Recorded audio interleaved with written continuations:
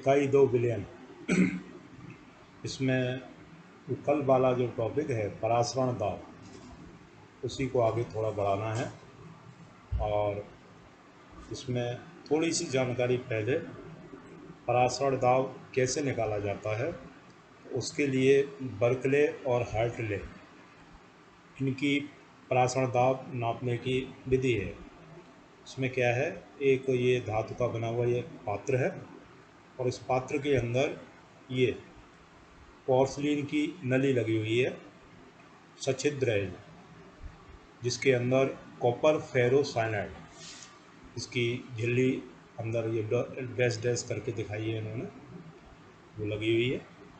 इस अंदर वाली नली में शुद्ध विलायक भरा हुआ है और इसमें एक साइड से इन्होंने केस नली लगाई है और दूसरी ओर से इधर से एक नली के द्वारा इसमें शुद्ध विलायक भेजा गया है।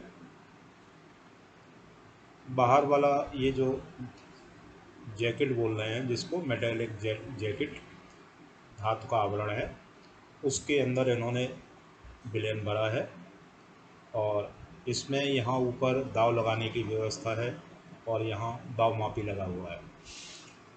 बाहरी भागों में विलयन और यहाँ से शुद्ध विलायक जो अंदर वाले इसमें ट्यूब में भरा हुआ है, और ये विलयन और विलायक इस एसपीएम के द्वारा पृथक किए गए हैं। शुरुआत में इस केस नली में द्रव का तल यहाँ तक है और जैसे जैसे समय गुजरेगा तो शुद्ध विलायक इधर एसपीएम के द्वारा विलयन में पहुँचता है और इस केस नली में जब अंदर जो विलायक कम होगा तो केस नली में द्रव का तल नीचे आ जाता है। जब ये द्रव का तल स्थिर हो जाएगा, विलायक का तल स्थिर हो जाएगा, उसके बाद यहाँ से ऊपर से प्रेशर लगाते हैं, पिस्टन के द्वारा दाव लगाते हैं और दाव इतना लगाएंगे, दाव लगाने से क्या होगा, विलयन में से शुद्ध विलायक के कण बीच वाले भाग में पहुंचते हैं और दाव तब तक लगाएंगे जब तक ये केस नली में द्रव का तल पहले वाली स्थिति में न पहुंच जाए। जब पहली वाली स्थिति में यहाँ विलायक का तल आ जाएगा, उस समय हम यहाँ दाव नोट करते हैं, यहाँ से ज्ञात कर लेंगे। यही होगा विलयन का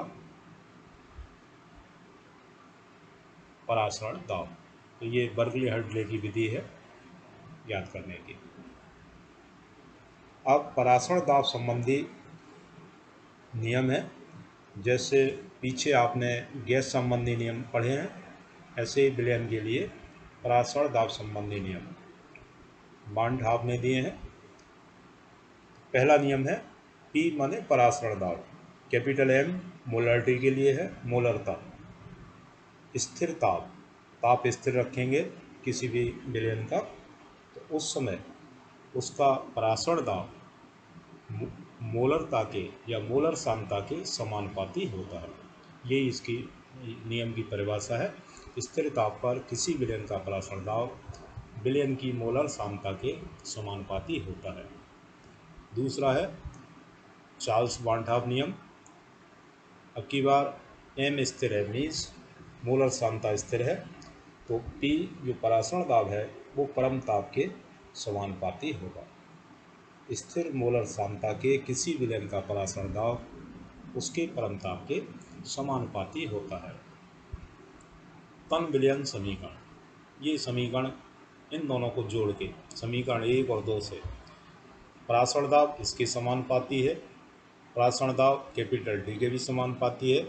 तो जब दोनों में से कोई स्थिर ना हो तब P प्रोपोर्शनल टू हो जाएगा M इंटू T। समानुपाती का चिन्ह हटाएंगे, P बराबर MRT। यहाँ कैपिटल R ये जो है तन विलयन स्थिरांक है, विलयन स्थिरांक दिया हुआ है। इसका मान वही होता है जो गैस स्थिरांक के लिए गैस समीकरण में आता है, 0.082 इतने वायुमंडल इंटू लीटर प्रति मोल प्रति डिग्री केल्विन। M मोलरता है, कैपिटल M, M बराबर होता है मोलरता बराबर होती है विलेय के मोलों की संख्या बटे आयतन लीटर में, तो एन बटे वी। तो यहाँ हम एन बटे वी रख के वही सूत्र प्राप्त कर लेंगे जो वहाँ गैस समीकरण में आप बनाते हैं, पी वी बराबर स्मॉल एन आर टी। तो यहाँ से जब स्थिरांक निकालेंगे तो वो इसका मात्रक जो निकालेंगे वो यही आ जाएगा। तो इन पे सवाल है और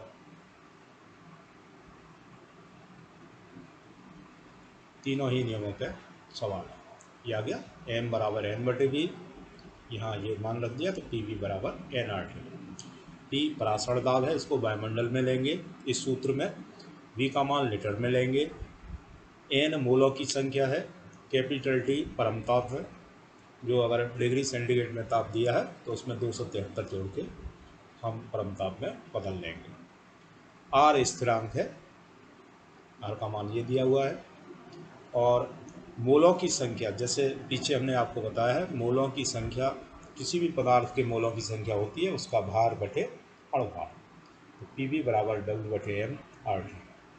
तो इन के ऊपर सवाल है और उनको हम आपको भेजेंगे, थोड़ा सूत्र ध्यान रखें, छोटा सा टॉपिक है, इस पर भी 2-1 सवाल है।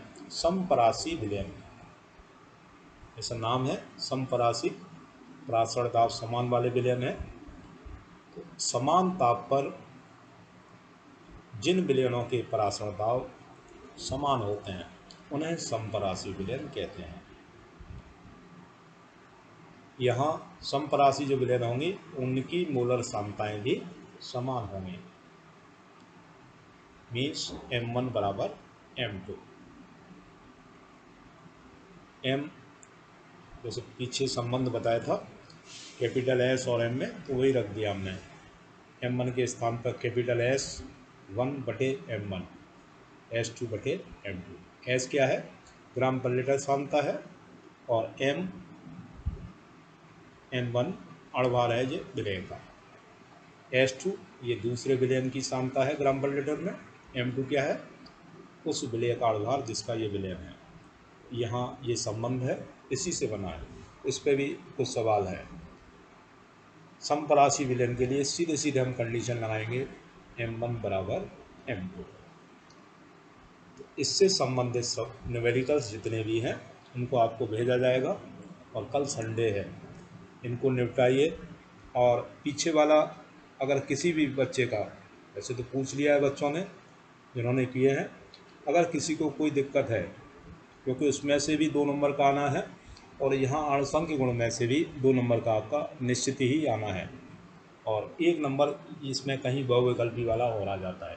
ऐसे 5 नंबर का है ये पूरा चैप्टर, और एक एक नंबर अपना तैयार करते हुए और आगे बढ़ेंगे तो अपने ऊपर कॉन्फिडेंस आएगा और बढ़िया तैयारी